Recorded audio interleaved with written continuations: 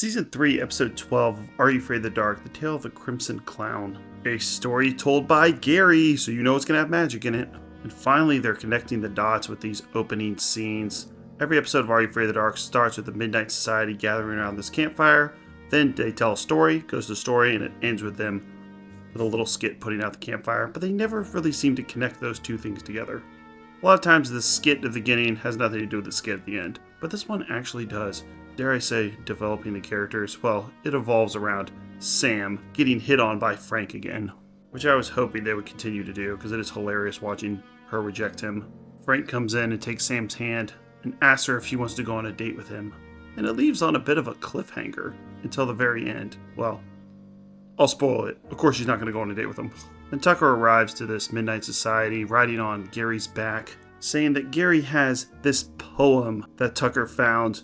And Tucker's blackmailing Gary, saying that if Gary, his older brother, is his slave for a week, he won't release this poem into the world and tell other people about it and read it, because this is an embarrassing poem. And we find out at the end, this is a poem to Sam. Wow, they're actually connecting the dots between the first section of the Midnight Society and the second section. This is like the best thought out story they've had so far. Usually it's them just hitting each other upside the head and doing something goofy. So Gary begins to tell the story, and just like his relationship with his younger brother Tucker, Gary's the more mature, nerdy one, Tucker's the annoying, bratty little kid who's also more extroverted and loud. In this story, we get Mike, who is similar to Gary, who's the mature older brother, and then his bratty younger brother named Sam. But in this case, Sam is always getting away with absolutely everything. He'll steal money from Mike to buy a video game. He'll tell on him to his mom and lie and get Mike in trouble.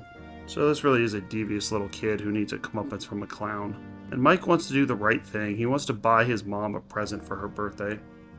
But Sam steals the money from Mike and buys himself a video game called Zeebo's Big House. Of course, we're referencing Zeebo the Clown from episode 2 of Laughing in the Dark.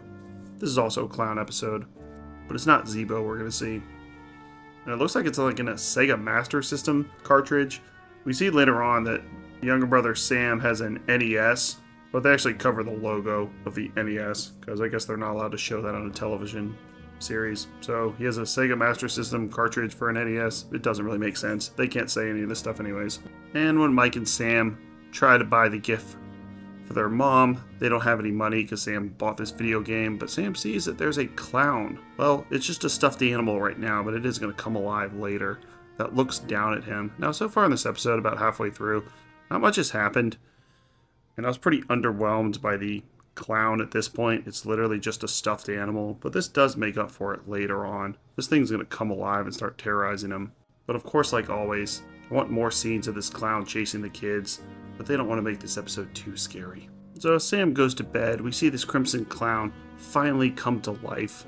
It's a reincarnation of this doll, but this time it's 6 feet tall, looking like a Jack-in-the-Box. No, looking like the character from fast food place Jack-in-the-Box. That's what it reminded me of. Come on, can't you see the comparison? And this is a good monster. We don't see him that often. While I like seeing him come after Sam in his dreams, they have a really effective scene where when he first catches on that this Crimson Clown is coming to get him because he's been such a bad boy. They have a scene where he's watching TV and a hand comes out from the TV and continues stretching towards him. So there are a couple good scenes in this episode, but overall I do think that it is average. There's just too much interaction between brothers Sam and Mike, and this one is a bit more mean-spirited. So it's just the younger brother playing small pranks on him, but man, this kid Sam is getting Mike in trouble. He's getting him grounded for no reason. He's mocking him. He's making fun of him. And I'm not really connecting with the relationship between these two brothers. And come on, couldn't we get one appearance as Zeebo? Couldn't he pop out somewhere?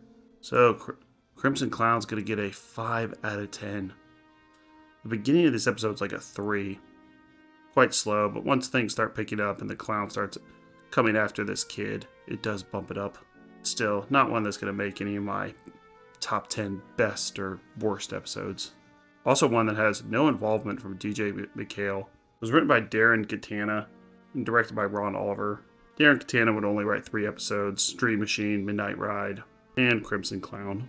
And it's just missing something. His previous episode, Midnight Ride, took on the Sleepy Hollow story, so it had some source material to build from, and it was a much better episode overall. It had a much bigger cast, you got a bit of a love story, you got some chase scenes, but this one is not based on anything. I think suffers because of it. And at the end, when it flashes back to this Midnight Society, we see that Sam, well, she rejects Frank. I just think you need to cool off. By leading him on, you almost think they're going to embrace, and she dumps water on his head. We find that Gary, that poem that Tucker took from Gary, was actually about Sam. So Gary's going to make some moves on Sam. Some things are getting interesting in this Midnight Society, if they continue this storyline, which I have no faith that they will. Kudos of them for at least doing it for this episode. Will the next episode be good? Will Sam and Gary get into a G-rated relationship where they hold hands and then feel awkward? Stay tuned to find out. Michael Berry played the bratty younger brother Sam. He was Bard in Dawn of the Dead, 2004 of course. Also in the Kiss film Detroit Rock City. Christopher Redmond played the character Mike, the older brother, and he's still acting today. Last seen in the movies Fractured and The Protector. Has been in episodes of CSI, which I'm surprised we haven't seen more kid actors that go on to do CSI, because they made 1 billion of those shows. And also American Crime Story. And some fun facts at the top. The Crimson Clown doll, that was the little stuffed animal we saw earlier in the episode, not even the full costume, was placed on eBay for $11,597 and sold for $500,000. This person is crazy. You bought a little doll for $500,000. I guess this episode is more popular than I thought. Hey, maybe that guy's watching this episode right now. What's going on? I think you made a good investment. And right below it, it of course says that Sam has a Nintendo Entertainment System, but they do cover up the label for the Nintendo Entertainment System. And a bit of trivia I'm not sure is exactly correct. Says the story references the Evil Dead. I don't know where.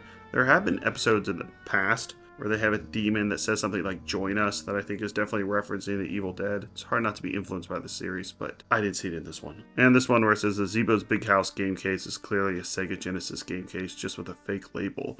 I said Sega Master System, but let me compare. This is the Sega Master System cartridge, and this is Sega Genesis. I had neither of these growing up, but Sega Genesis. It definitely wasn't an NES game, which is what it's supposed to be. So you win again, Internet. I bow down to you. I got it wrong. Next up is episode 13, The Tale of the Dangerous Soup. Guess who's back? Dr. Vink, who went from living out in the woods in this little hobbit house, doing some magic, and now he's decided to make some soup for the kids. How nice of him. And check out our playlist for the other series that we've covered. We do every single episode of Black Mirror, Mystery Science Theater 3000, Are You Afraid of the Dark, Twilight Zone, Monsters, Fear Itself, Cowboy Bebop. Thanks a lot.